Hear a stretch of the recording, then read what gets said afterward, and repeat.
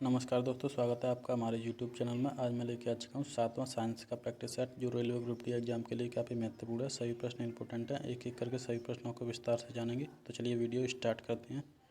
पहला प्रश्न है, निम्नलिखित में से किसकी इकाई न्यूटन मीटर नहीं है? तो सही आंसर होगा option A is the right answer, बल। अगला प्रश्न है, युक्त कोशीय और दललग्न पुंग के सर्प पाए जाते हैं? तो सही आंसर होगा option D is the right answer, Compositae में। अगला प्रश्न है, कैप्सूल का आवरण बना होता है? काफ़ी इंपॉर्टेंट प्रश्न है। तो सही आंसर होगा option D is the right answer, starch का। अगला प्रश्न है, हाइड्रोलिथ का अणुसूत्र होता है? तो सही आंसर होगा option B is the right answer, CaH2। अगला प्रश्न है, आर्कियोप्टेरिक्स है? तो सही आंसर होगा option A is the right answer, Jurassic युग का सर्वपुरातन पक्षी। अगला प्रश्न है, विषैले सर्पों में विष ग्रंथियाँ परिवर्तित होती हैं? काफ़ी इंपॉर्टेंट प्रश्न है। तो सही आंसर होगा option C is the right answer, लार ग्रंथि से।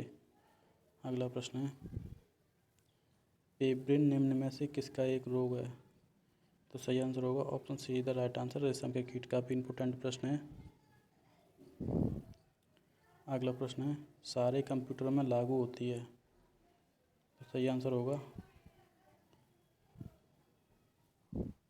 Option C is the right answer, मशीनी भाषा। अगला प्रश्न है, पीलिया एक प्रतीक है? तो सही आंसर होगा option B is the right answer, यकृत की बीमारी का। अगला प्रश्न है, हीमोग्लोबिन में उपस्थित होता है? तो सही आंसर होगा option A is the right answer, लोहा। अगला प्रश्न है,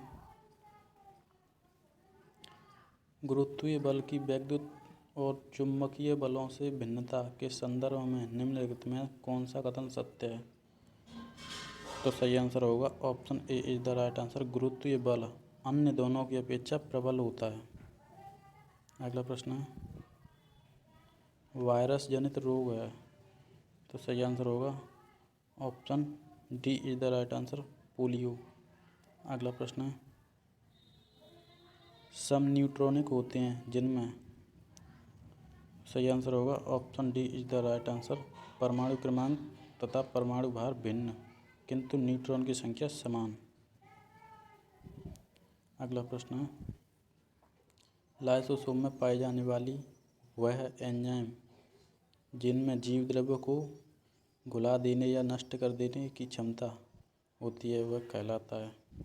तो सही आंसर होगा option D is the right answer, hydrolytic enzyme.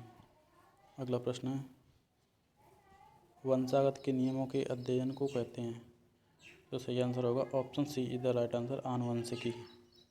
अगला प्रश्न है, निम्नलिखित में से कौन ऊतक का उदाहरण है? तो सही आंसर होगा option B is the right answer, रक्त। अगला प्रश्न है, सौर ऊर्जा का सबसे बड़ा यौगिकीकरण कौन करता है? तो सही आंसर होगा option D is the right answer, हरे पौधे। अगला प्रश्न है, एमरी कहलाता है? तो सही आंसर होगा option B is the right answer, अशुद्ध एल्यूमिना। अगला प्रश्न है, वर्णांधता वाले व्यक्ति का लाल रंग दिखाई देगा? तो सही आंसर होगा option C is the right answer, हरा। अगला प्रश्न है, किसी आवेशित चालक का संपूर्ण आवेश उसके किस पर निर्भर करता है? तो सही आंसर होगा option B is the right answer, बाहरी पृष्ठ पर। अगला प्रश्न है,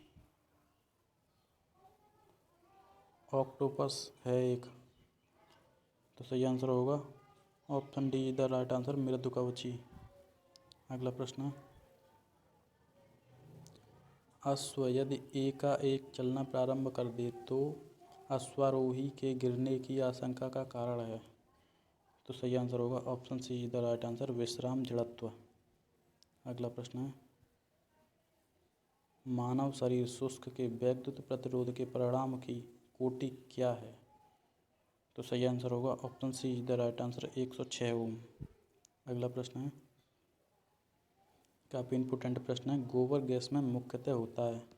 तो सही आंसर होगा option A is the right answer, methane. अगला प्रश्न है, ये भी काफ़ी इंपॉर्टेंट प्रश्न है। अंतिम प्रश्न है 25वां, CPU का फुल फॉर्म पूछा है, तो सही आंसर होगा option see the right answer, central processing. तो यही थी आज की वीडियो। उम्मीद करता हूँ आपको वीडियो पसंद आया होगा। ऐसे ही मैं डेली बेसिस पर प्रैक्टिस सेट कराता हूँ जो रेलवे ग्रुप डी एग्ज़ाम के लिए काफ़ी महत्वपूर्ण है।